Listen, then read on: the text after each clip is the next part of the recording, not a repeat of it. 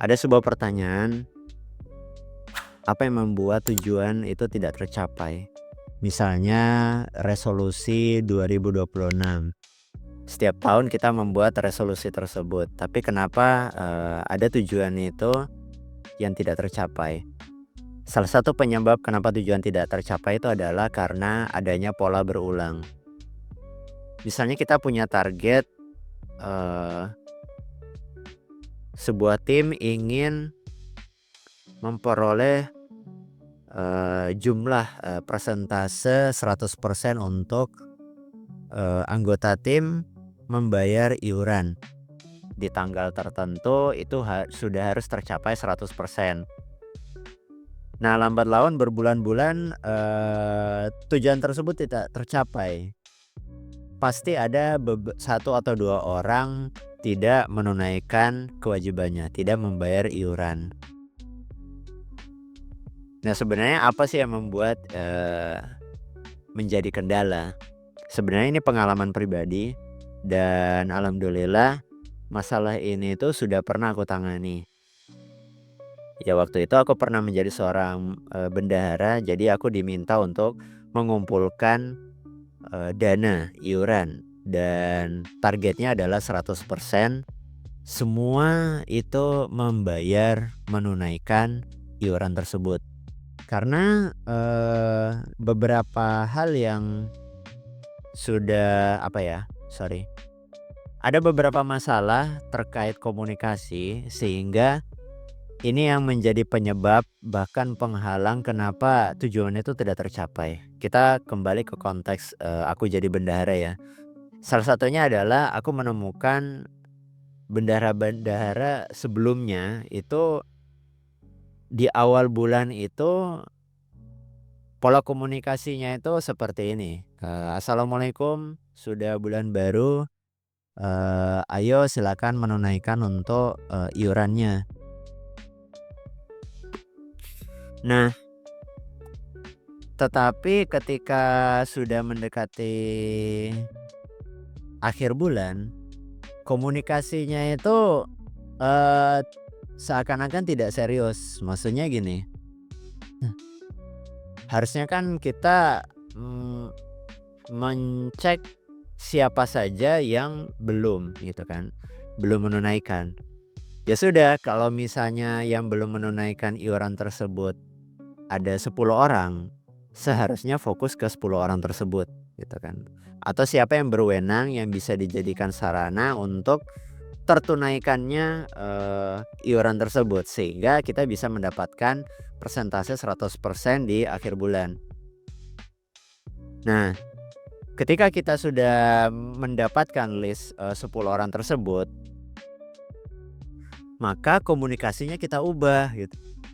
Komunikasinya kita ubah, harus langsung person per person gitu kan, nyebut nama gitu, atau gitu kan kita mengunjungi orang yang ingin kita tarik iurannya, seperti itu.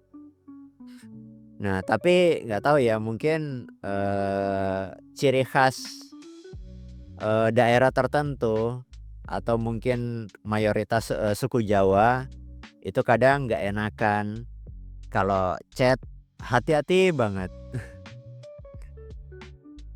Ya kalau misalnya anggota gitu kan, anggota komunitas tertentu itu orang baru, nah itu bolehlah kita istilahnya nggak enakan, kita kasih toleransi.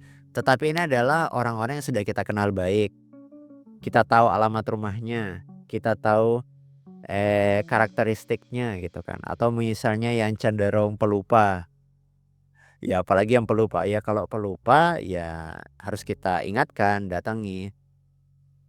Ya beberapa hari yang lalu dapat motivasi dari atasan saya di tempat kerja, kalau kita ingin, target tercapai, itu komunikasinya tuh seperti ini. Misalnya, saya ingin komitmen olahraga pekan ini. Nah biasanya pekan itu nggak bakal olahraga, itu nggak bakalan olahraga. Tapi kalau misalnya kita komitmennya seperti ini, saya pekan ini hari Minggu olahraga jam sekian, lokasinya di mana. Nah itu biasanya, kemungkinan untuk melaksanakannya itu, terwujud, itu pasti. Dibandingkan, kita itu hanya komitmen yang nggak jelas gitu. Nah coba gitu kan, buat kalian yang punya komitmen, ya buatlah komitmen yang jelas gitu kan. Dan itu juga yang saya lakukan ketika saya menjadi bendara, ya saya tanya ke orangnya gitu kan, "Assalamualaikum, misalnya Mas siapa?" gitu. "Ini sudah mau tanggal 20," gitu kan, "Anda belum menunaikan iuran," gitu kan. "Ada kesulitan nggak dalam pembayaran?" gitu. "Ada yang bisa aku bantu?" gitu. Seperti itu. Kalau misalnya dia lupa, ya sudah berarti kita minta, apa namanya, ya kalau konteksnya lupa kan beda kan ceritanya. Tapi kalau misalnya, belum bisa menunaikan, ya sudah gitu kan, di luar komitmen nggak apa-apa gitu kan, berapapun saya terima. Karena ini kontribusi, penting gitu kan. Ya berapapun yang bisa ditunaikan iurannya, ya sampaikan saja gitu kan. 500 atau 100 perak kasih aja gitu.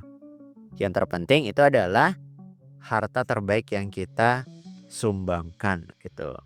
Jadi ya jangan sampai kita menggunakan pola komunikasi ya ala-ala orang-orang yang nggak enakan gitu kan. Biasanya nggak akan, tercapai gitu. Ya ingatlah visi kita, kenapa kita itu berkomitmen.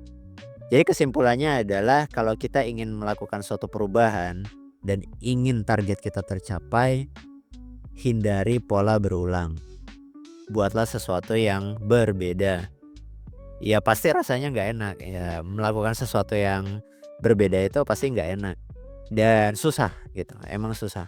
Contohnya kalau kalau misalnya di tempat kerja aku kan ngalami CTS. Problem CTS itu kan nggak enak ya bagi seorang desainer grafis atau web developer, khususnya seorang pengembang website yang drag and drop. Nah itu kan aku apa namanya, nyoba pakai tangan kiri ya. Tangan kiri megang mouse, nah itu drag and drop ya itu susah, apalagi desainer grafis. Ya kalau nggak biasa pasti nggak akan, apa namanya, sampai kapan pun nggak akan bisa. Tapi itu ya alternatif, ya rasanya pasti nggak enak kalau berubah itu. Oke mungkin itu aja, terima kasih udah dengar sampai selesai, ya semoga tujuan-tujuan kalian, resolusi-resolusi kalian di 2026 mendatang bisa tercapai. Aku Zunun Sulaiman, sampai ketemu lagi, salam sparkling, assalamualaikum.